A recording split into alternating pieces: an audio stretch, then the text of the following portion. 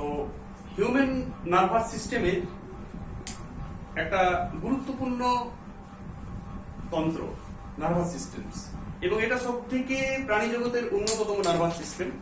প্রাণী জগতের সব থেকে উন্নততম নার্ভাস সিস্টেম হচ্ছে হিউম্যান নার্ভাস সিস্টেম। হাইড্রা থেকে শুরু করে নার্ভাস সিস্টেম এভলিউশন হইতে হইতে হইতে হইতে মানুষ পর্যন্ত সর্বাধুনিক নার্ভাস সিস্টেম আমরা লক্ষ্য করি। তো মানুষের নার্ভাস সিস্টেমসে যদি সেন্ট্রাল নার্ভাস সিস্টেমস আমরা নার্ভাস সিস্টেম দেখি, সেটাকে দুভাগে ভাগ করতে পারি। সেন্ট্রাল নার্ভাস সিস্টেমস, যেটা দুভাগে ভাগ, ব্রেন এবং স্পাইনাল কর্ড। স্পাইনাল কর্ড এবং আছে একটা পেরিফেরাল নার্ভাস সিস্টেমস, যেটাকে দুভাগে ভাগ করা যায়। একটা হচ্ছে সোমাটিক নার্ভাস সিস্টেম আর একটা হচ্ছে autonomous nervous system. Autonomous nervous system আবার দুটো ভাগ আছে, সিম্প্যাথেটিক এন্ড প্যারাসিম্প্যাথেটিক।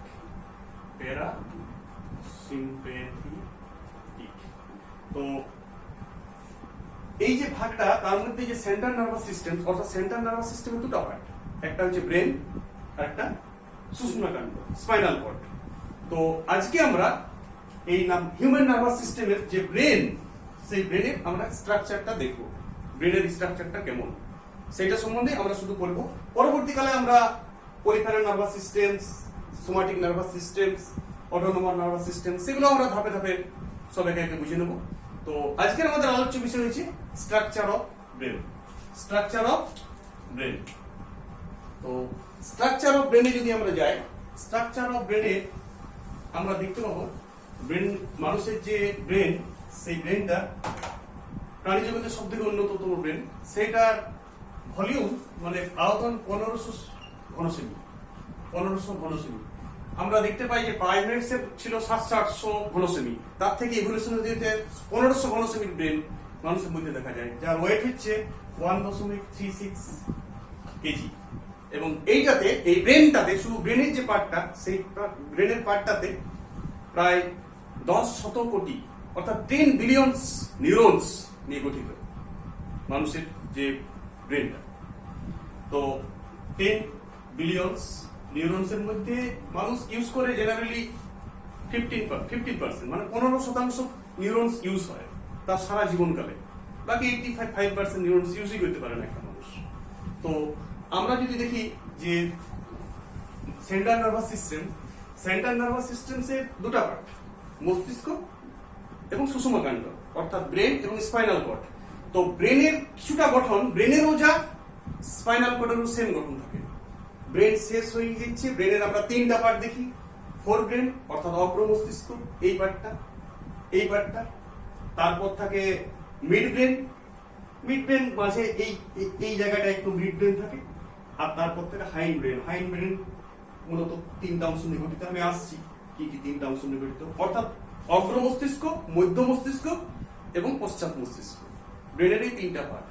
তো ব্রেনের এই যদি গঠনটা আমরা লক্ষ্য করি, এমনকি সেন্ট্রাল নার্ভাস সিস্টেম এইটা শুধু ব্রেনের না, স্পাইনাল কর্ডেরই, তাহলে আমরা দেখতে পাবো যে প্রথমেই এই ব্রেনের উপর এক ধরনের স্কিন থাকে। ফার্স্টে একটা স্কিন আছে, ব্রেনের উপর একটা স্কিন আছে।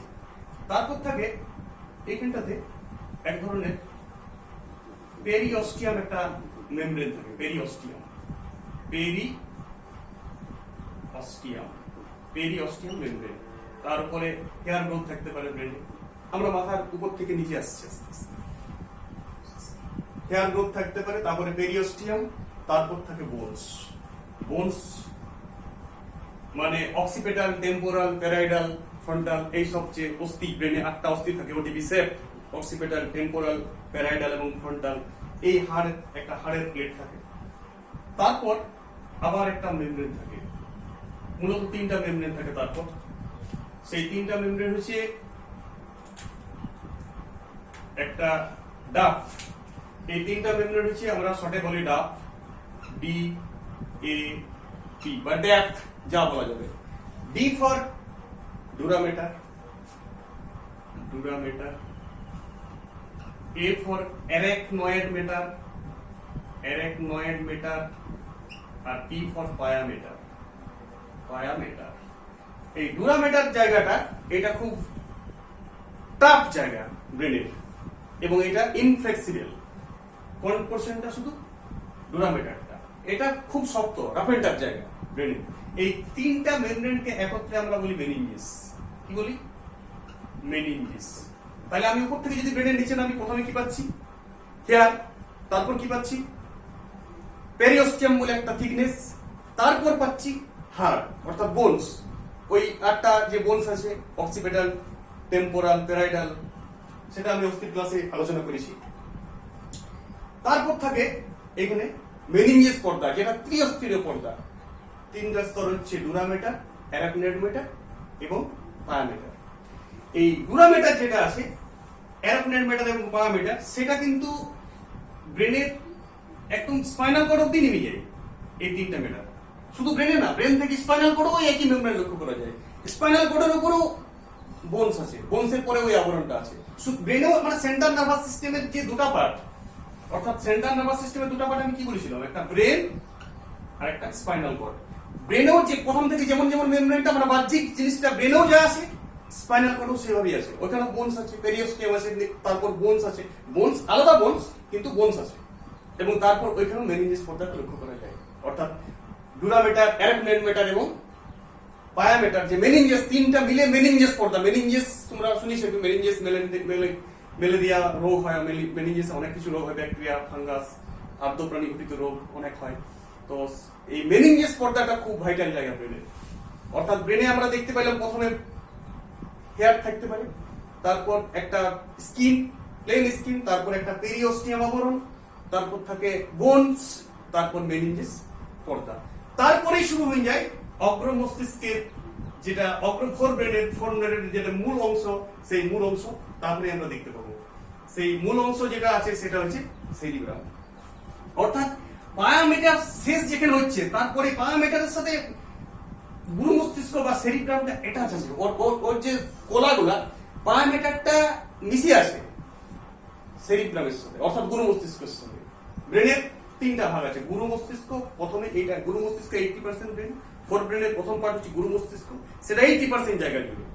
গুরু মস্তিষ্কটাই মানুষের সব থেকে ভাইটাল অংশ, যেটা অন্যান্য প্রাণীদের থেকে মানুষকে আলাদা করে রেখেছে। শুধুমাত্র গুরু মস্তিষ্কটাই মানুষের জটিল, যার জন্য মানুষের ব্রেনের আওতান আমি কত বলেছিলাম? 1500 সিসি। অন্য কোনো প্রাণীতে এটা লক্ষ্য করা যায় না। গুরু মস্তিষ্কটা অনেক বেশি আহত, 80% জায়গা জুড়ে গুরু মস্তিষ্ক। তো ডুরামেটার, অ্যারাকনয়েড মেটার এবং পায়ামেটারের যে শেষ অংশ, সেটা গুরু মস্তিষ্কের সঙ্গে অ্যাটাচ হয়ে আছে, ওইটা আলাদা কিছু না, অ্যাটাচ। এবং অ্যারাকনয়েড মেটার এবং পায়ামেটারের মাঝে একটা সাব অ্যারাকনয়েড মেটার লক্ষ্য করা যায়, আর ডুরামেটার এবং পায়ামেটারের মাঝে সাব ডুরামেটার লক্ষ্য করা যায়। যে মেটার থেকে তার নিচের থেকে আমরা সাব দিয়ে বলি জেনারেলি, লাইফ সায়েন্সের এটা ল্যাঙ্গুয়েজ।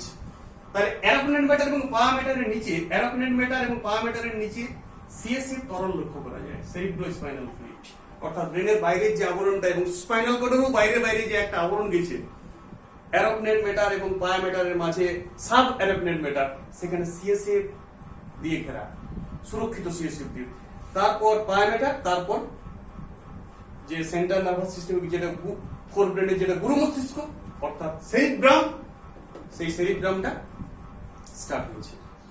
তো এটা আমি কি করে সিএসএফ ওখানে আসে সেটা আমি একটু পরে আলোচনা করছি, যে ওই সাব অ্যারাকনয়েড মেটারে কি করে সিএসএফ টা আসে। সিএসএফ সেরিব্রোস্পাইনাল ফ্লুইড, যেটা মূলত সোডিয়াম, ক্যালসিয়াম, পটাশিয়াম এবং জল এইসব নিয়ে ওই লিকুইডটা তৈরি।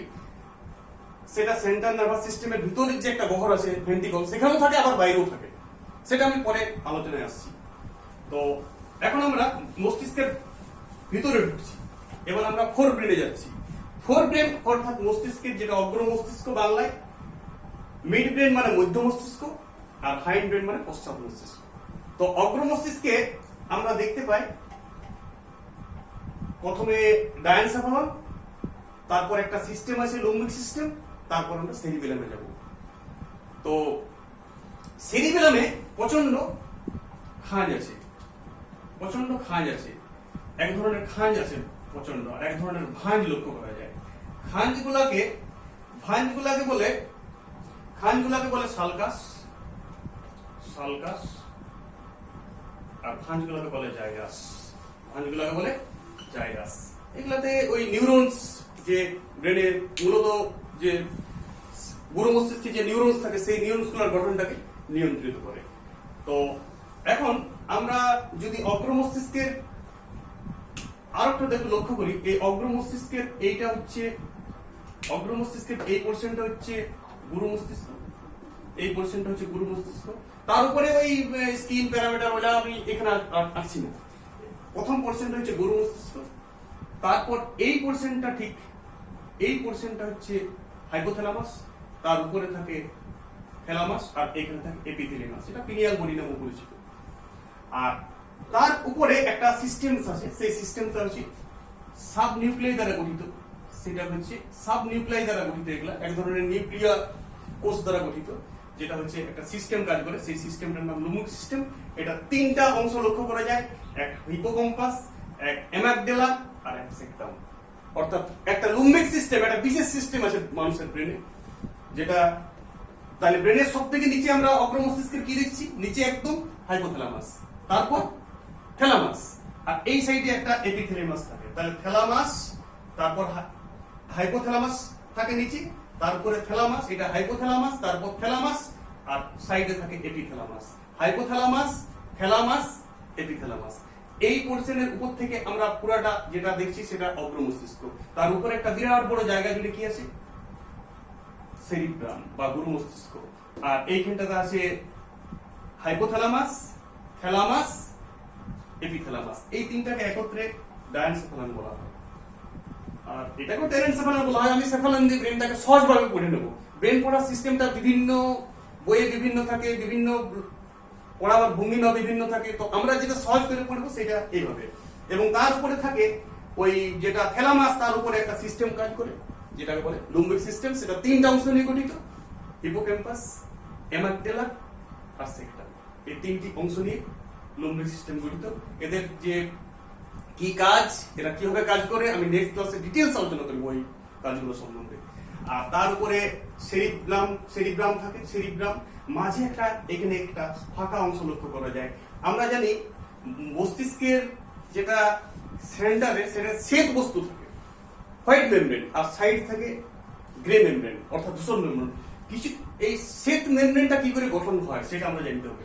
শ্বেত মেমব্রেন হয় সাধারণত কোনো একগুচ্ছ যদি নিউরনস থাকে, একগুচ্ছ নিউরনসের উপরে কি থাকে, কোষ দেহ বা সোমা, আর নিচে থাকে অ্যাকশন, অ্যাকশনের উপরে মায়োলিন শিট থাকে বা এক ধরনের ভেসোপ্রোটিন থাকে। এই ভেসোপ্রোটিন বা অ্যাকশনের যে কালারটা সেইটা হবে এইটা যদি টোটাল কালারটা দেখি থাকে শ্বেত। আর কোষ দেহের যদি টোটাল একগুচ্ছ কোষ দেহ কাছাকাছি থাকে তাহলে সেই কালারটা হবে গ্রে বা ধূসর। তাহলে সেন্ট্রাল নার্ভাসের যেটা ফোর ব্রেন, সেখানে আমরা সাইডে ধূসর বস্তু পাই। কিন্তু আবার যদি আমরা স্পাইনাল কোডে যাই, তাহলে স্পাইনাল কোডে ঠিক তার উল্টাটি। স্পাইনাল কোডে ভিতর দিকেই থাকে গ্রে ম্যাটার অর্থাৎ সেন্টারে, এবং সাইডে থাকে হোয়াইট ম্যাটার অর্থাৎ এদিকে যে অ্যাক্সন, নিউরনের যে অ্যাক্সন, সেই অ্যাক্সন গুলো থাকে বাইরে বাইরে, আর কোষ দেহের পার্টটা থাকে ভিতরে ভিতরে। তাই এটা থাকে কেন্দ্রে ধূসর, পরিধিতে শ্বেত বস্তু, আবার ব্রেনে ভিতরে শ্বেত বস্তু, বাইরে বাইরে গুরু মস্তিষ্কের ধারে, এমনকি এদিকেও ধারেও কি থাকে, ধূসর বস্তু। অর্থাৎ কোষ দেহগুলো যদি একত্রিত হয় তখন ধূসর কালার দেখা যায়। আর এই যদি অ্যাক্সন গুলো একত্রিত হয় কোনো অ্যাক্সন, তাহলে সেটাতে ভেসোপ্রোটিন থাকে। এই ভেসোপ্রোটিনের কালারটা অনেক সাদা হয়, সেই জন্য এটা দেখতে কি হয়, শ্বেত বস্তু হয়। এটাও একটা ব্রেনের গঠনের মধ্যে পড়ল যে কি করে। তাহলে আমরা এখানে দেখতে পাই শ্বেত বস্তু। তারপর এখানে এক ধরনের ভেন্ট্রিকল আছে, আমি ভেন্ট্রিকলে পরে আসছি। এখানে নিলয় আছে ভিতরে, আবার একদম গভীর একটা নিলয়ের ক্যাভিটি আছে, সেই নিলয়ের ক্যাভিটিতে আমি পরে আসছি। তাহলে ফোর ব্রেনের যে পার্ট দেখলাম সেটা কি দেখলাম, হাইপোথ্যালামাস, থ্যালামাস, এপিথ্যালামাস, এটাকে পিনিয়াল বডিও বলে। তার উপরে একটা সিস্টেম কাজ করছে যেটা কিছু সাব নিউক্লিয় দ্বারা গঠিত, সেটাকে বলে লুম্বিক সিস্টেম, যেটা তিনটা পার্ট নিয়ে গঠিত, হিপোক্যাম্পাস, অ্যামাগডালা এবং সেক্টাম। তার উপরে থাকে সেরিব্রাম, যেটাতে অনেক ভাঁজ এবং খাঁজ লক্ষ্য করা যায়। এটা ব্রেনের 80% জায়গা জুড়ে। এইটা আবার বিভিন্ন ধরনের সেরিব্রামে আবার বিভিন্ন ধরনের লোব আছে, যেমন occipital lobe, frontal lobe, parietal lobe, temporal lobe. অর্থাৎ আমরা পড়েছিলাম ওইখানে প্রথমে বোনস থাকে, ওই যে বোনসটি যে এলাকাটা জুড়ে গুরু মস্তিষ্কের কভার করছে সেই হাড্ডার নাম অনুসারে ব্রেনের গুরু মস্তিষ্কের ওই পোর্শনটা ওই নাম হয়। এই পোর্শনটা হবে অক্সিপিটাল লোব, গুরু মস্তিষ্কের এই পার্টটা অক্সিপিটাল লোব, এই পোর্শনটা ফ্রন্টাল লোব, এই পোর্শনটা টেম্পোরাল, দুদিকেই টেম্পোরাল। আমরা জানি মানুষের মস্তিষ্কটা সমান দুভাগে ভাগ করা আছে, বাঁ সাইডেও আমরা যা যা পার্ট পাবো, ডান সাইডেও। এটা আমরা সাইড থেকে গঠনটা লক্ষ্য করছি, সাইড থেকে এই সাইড থেকে গঠনটা লক্ষ্য করে করে যাচ্ছি। মস্তিষ্কটা যদি আমি মাঝে মাঝে কাটি তাহলে দুদিকে সমান দুটি অংশ আমরা ভাগ করে দেবো, তার মধ্যে আমরা একটা অংশ পড়ে যাচ্ছি। এবং মূলত ব্রেনের দুটা পার্ট, গুরু মস্তিষ্ক এবং যেটা হাইন্ড ব্রেনের সেরিবেলাম বা লঘু মস্তিষ্ক।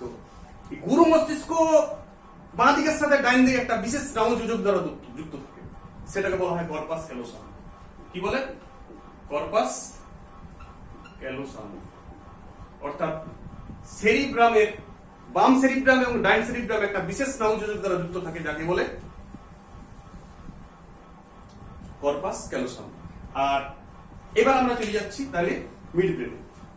মিড ব্রেনে জেনারেলি ছোট্ট একটা অংশ মিড ব্রেন, ব্রেনের একটা সবথেকে ছোট অংশ বলতে গেলে মিড ব্রেন। মিড ব্রেন আমি এই পোর্শনটাকে চিহ্নিত করেছি মিড ব্রেন। মিড ব্রেনের যে গঠনটা সেটাকে কর্পাল কোয়াটিজামেনা বলা হয়। সেটাকে দুটা ভাগে ভাগ করে নিয়েছি আমরা, একটা হচ্ছে সুপিরিয়র কলিকুলাই, উপরের দুটা পয়েন্ট সুপিরিয়র কলিকুলাই, আর নিচের দুটা বিন্দুর মতো অংশ দেখতে পাওয়া যায় তাকে বলে ইনফেরিয়র কলিকুলাই।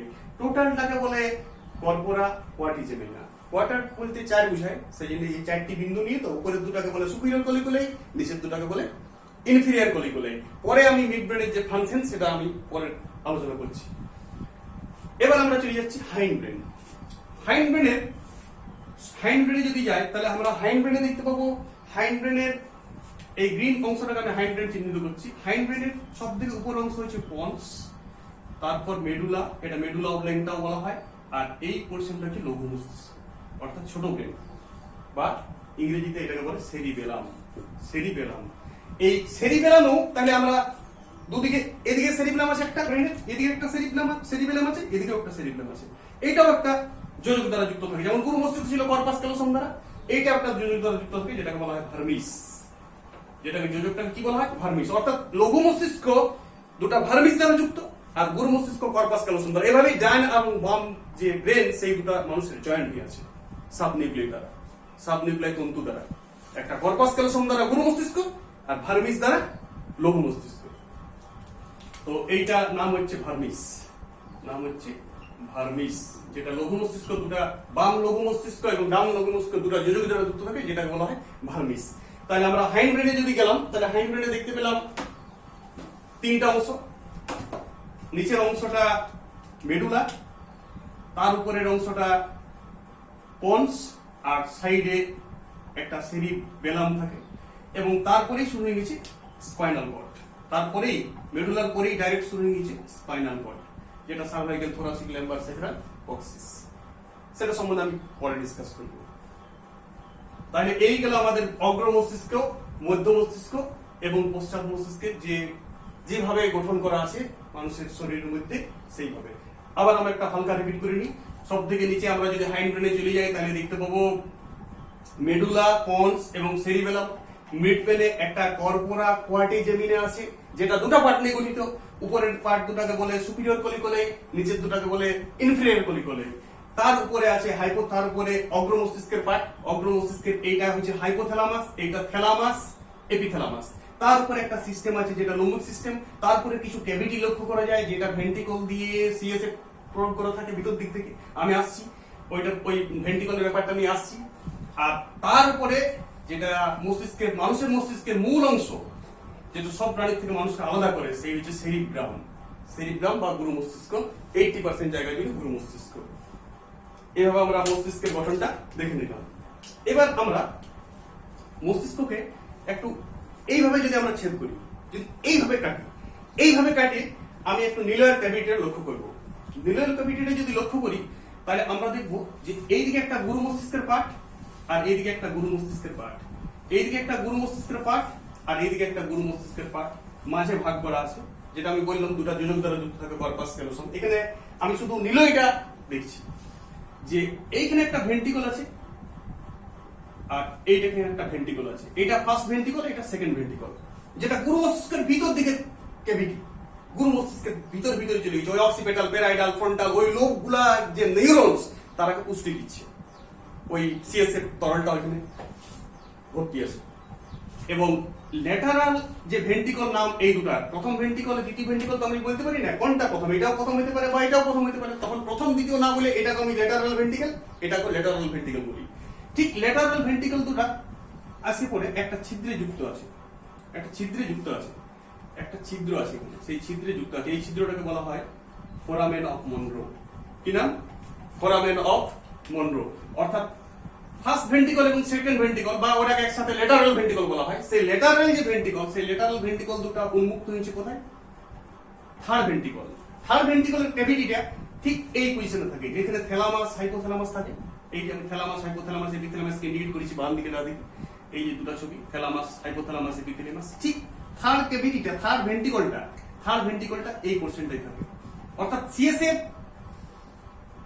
ল্যাটারাল ভেন্ট্রিকল দুটো, ফার্স্ট সেকেন্ড, তারপর থার্ড ভেন্ট্রিকল। থার্ড ভেন্ট্রিকল বলতে কোন এলাকাটাতে ব্রেনের বুঝাচ্ছি? এটাও ফোর ব্রেনেই আছে, ফোর ব্রেনের অংশ, কিন্তু থ্যালামাস হাইপোথ্যালামাসের এলাকাটাতে। থ্যালামাস হাইপোথ্যালামাসের সাইডে একটা ক্যাভিটি আছে, সেই ক্যাভিটিটা কি? Third ventricle.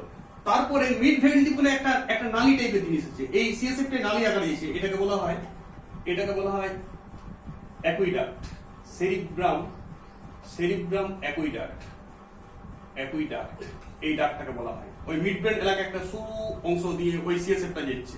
তারপরে ক্যাভিটিটা আবার যখন মেডুলা বা পন্স এলাকায় আসছে, তখন আরেকটা মেডুলা থেকে একটা ক্যাভিটি লক্ষ্য করা যায়, বা সেরিবেলাম, মেডুলা এবং যে পন্স, মেডুলা এবং সেরিবেলাম পোরশনটাতে আরেকটা ক্যাভিটি লক্ষ্য করা যায়, যেটা মস্তিষ্কের লাস্ট ভেন্ট্রিকল এবং এটা ফোর্থ ভেন্ট্রিকল। এটা হচ্ছে ফোর্থ ভেন্ট্রিকল। তাহলে মস্তিষ্কের ভিতরে আমরা কটা ভেন্ট্রিকল পেলাম? অগ্র মস্তিষ্কের যেটা সেরিব্রাম পার্ট, সেখানে পাচ্ছি দুটি ল্যাটারাল ভেন্ট্রিকল। অগ্র মস্তিষ্কের থ্যালামাস হাইপোথ্যালামাস ওই যে পার্টটা আছে, সেখানে আছে থার্ড ভেন্ট্রিকল। ল্যাটারাল ভেন্ট্রিকল দুটো ফার্স্ট ভেন্ট্রিকল। এবং তারপরে মেডুলা, পন্স এবং যে সেরিবেলাম হাইন্ড ব্রেনের যে পার্টটা, সেই পার্টটাতে পাচ্ছি আমি চতুর্থ ভেন্ট্রিকল। এই ভেন্ট্রিকল গুলোতে যে রক্তের যে ধমনী এবং শিরা গিয়েছে হৃৎপিণ্ড থেকে, সেই শিরাগুলা যেটা সংবহন হয়েছে, সেখান থেকে একটা কোরাইল প্লেক্সাস থাকে, কোরাইল প্লেক্সাস। এই কোরাইল প্লেক্সাসের সাহায্যে সোডিয়াম, রক্ত থেকে সোডিয়াম, ক্লোরিন, জল, এইগুলা সিএসএফ আসবে। এটাই সিএসএফ, রক্ত থেকেই সৃষ্টি হচ্ছে। কিন্তু রক্তের যে হিমোগ্লোবিনটা কিন্তু আসে না, এটা একটা অন্য টাইপের জিনিস, যেটা এই ক্যাভিটিটাকে ভরাট করেছে। অর্থাৎ আবার সেই ক্যাভিটিটা আমরা কিছুটা দেখতে পাই ফোর্থ ভেন্ট্রিকলও, ওই কোরিয়াল প্লেক্সাস থাকে।